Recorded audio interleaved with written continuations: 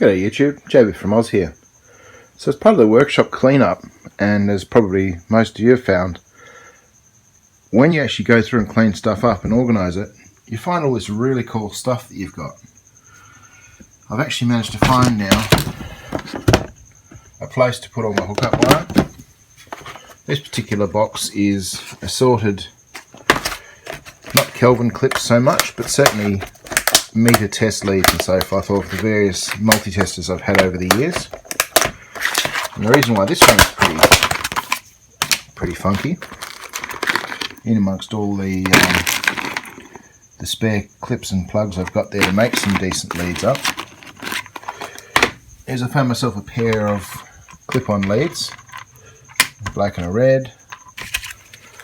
And the reason why that's pretty cool, amongst finding this box of stuff where I've kept all of my various years gone by bits and pieces. What's that? I think, if I remember correctly,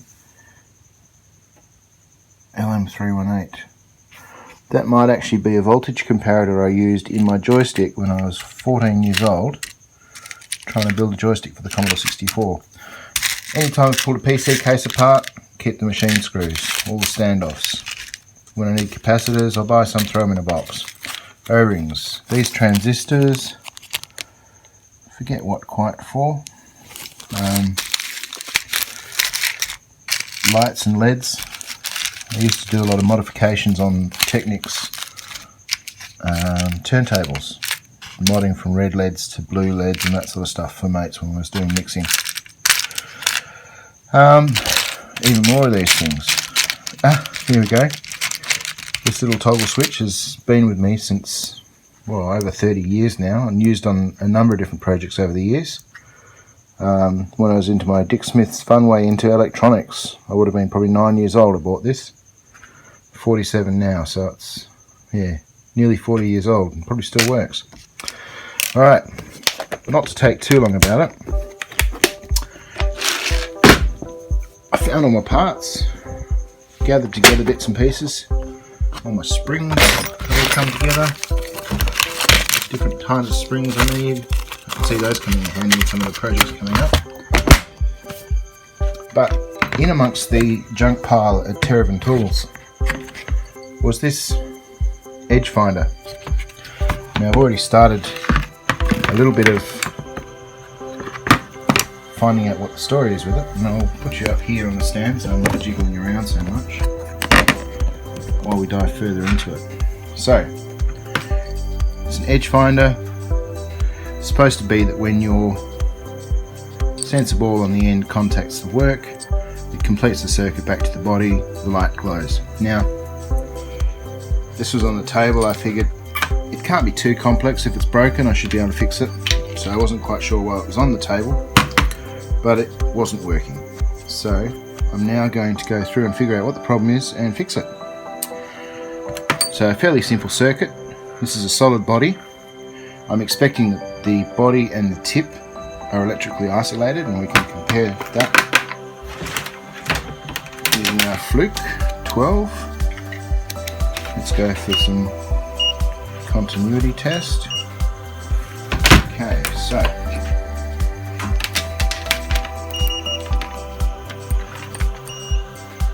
there's no continuity between, you've seen it there, between the body and the tip. So this particular component here is an LED inside a plastic housing. The lead's been bent over, a spring is connected onto the housing. The ball at the end is usually connected onto the spring so that the tip and one side of the LED is part of the circuit, and this brass wedge at the end connects through to the two batteries, to the cap, and to the other side of the body. Thought it might have been dead batteries, so I went and got some new batteries, but probably should have just done the battery test. And indeed these batteries are fine. So So 1.5 volts in the batteries that I had. And then in the new batteries, we've got 1.6. So new batteries are slightly stronger than the old ones. So, suggestion is likely then, the problem exists somewhere in... Between keyboard and chair. Problem exists between keyboard and chair, exactly. So we've got a circuit between one end of the LED and the ball. We have, let's check the continuity now across this particular piece. I'll pull the spring off. So now what you can see is end of the LED coming up through and up into this gap. So an LED is a diode that emits light. That's why it's called a light emitting diode. That's the missus, and she's very much correct. There's no diode near the direction. Alright, so benchtop power supply. This is one that I built again when I was a teenager. It's done me well. It's got a 20 volt limit and a 1.2 amp limit. Plenty for an LED. So I've got that set to 3 volts. Now, odds being what they are, the anode and the cathode. The anode I expect is on the battery side, cathode is on the other side. So connected one end of the lead, the other end. Nothing that way. Just to reverse and test, nothing coming the other way. So I'm going to say that in this solid state indicator, where nothing can possibly go wrong, the only component that could actually fail has. So we're going to replace the diode in that. So what we need to find then is a diode to use.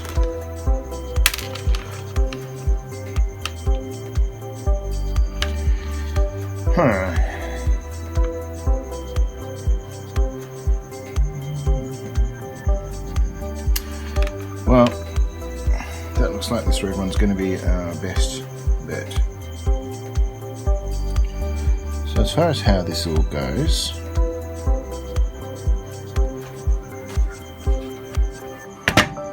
alright, so that diode is a press fit into the end.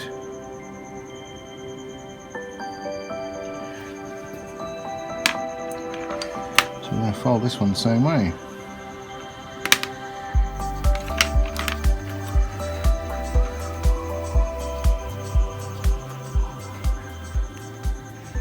So we've modelled our replacement part there. All that remains is to desolder and resolder the end cap.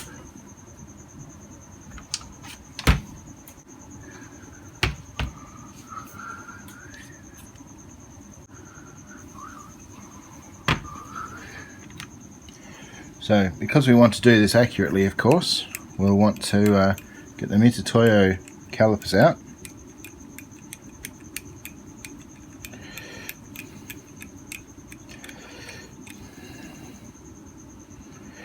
.32mm is our nominal length between the face and the end of the curve. Good to know. We wouldn't want to get that wrong.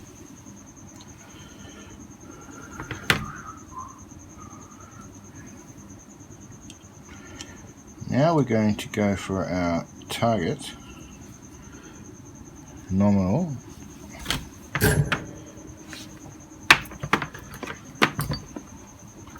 Now always when you're trying to unsolder something that's previously been soldered, it is helpful to pre-tin the iron. I'm not sure if you can see this. Let's move that around to the target spot.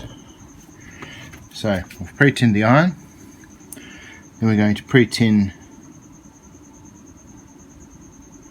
part.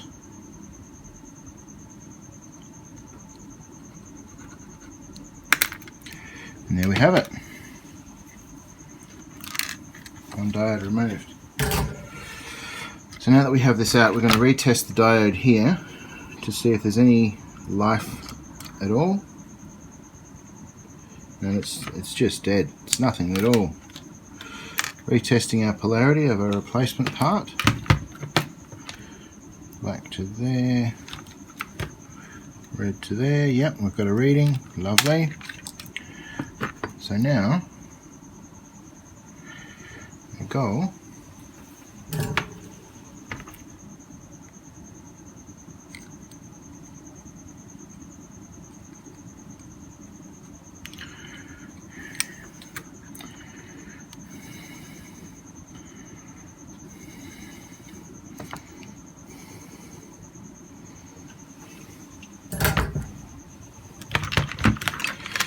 we have our part, retaking the length on it. So we want to gain ourselves probably another 1 millimeter, I'm going to say. Recheck. Okay, the other way a fraction further. So starting to get a bit of a method now, which is to heat it.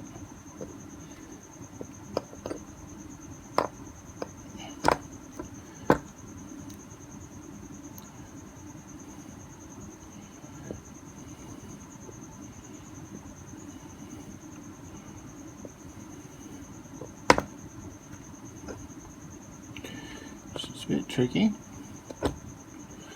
Come on. That's going to look good. Alright, so now we recheck.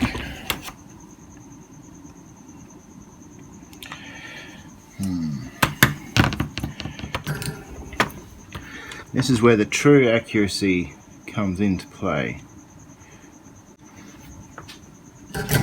Alright, so that's the 4-fingered exploding hand trick, and look at that.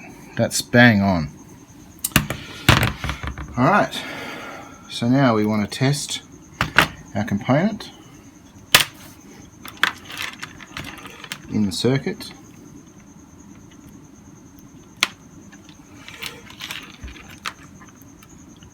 And yep, we still have illumination. Isn't that great?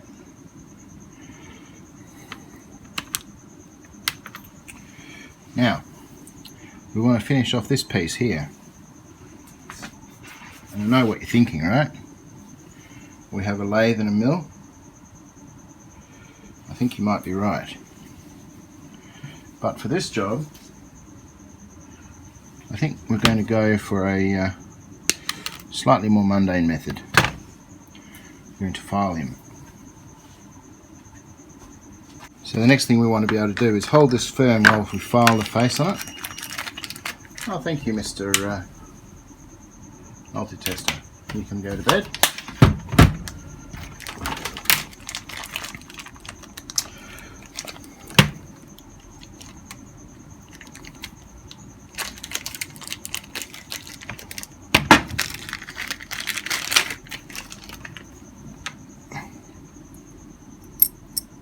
Check that out.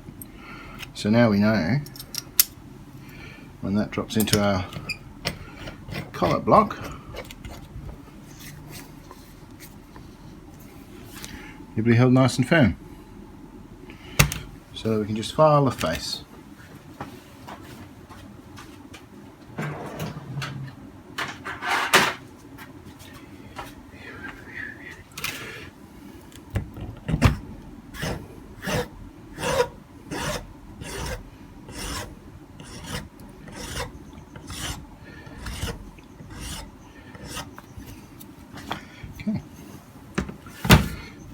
Job done.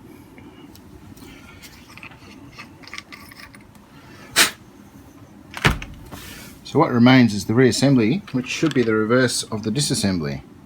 We want our LED back in, as per this. Recheck there, I guess. We've got the tip. Okay. It's not a super bright LED, but it's better than a no LED. What do you reckon? Alright. So now we want to reconnect the spring.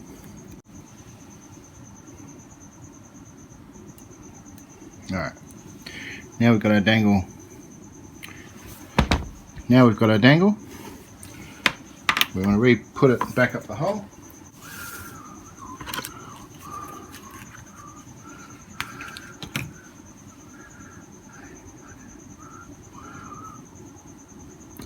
Let's see how difficult this is. I'm going to try with some solder first.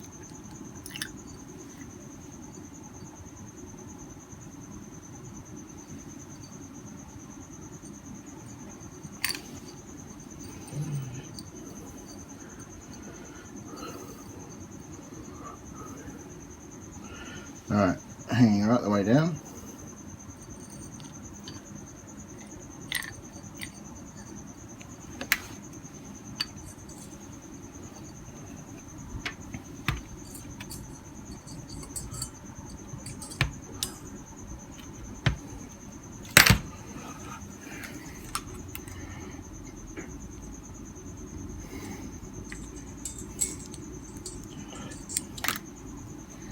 Okay. Assembled, spring loaded, dust free. I'm going to throw some batteries in.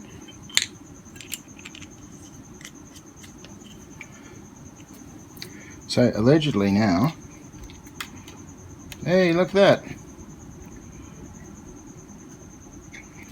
we now have an indicator. It's not super bright, but it is an indicator. I think I should be able to see that if I'm trying to center up on something.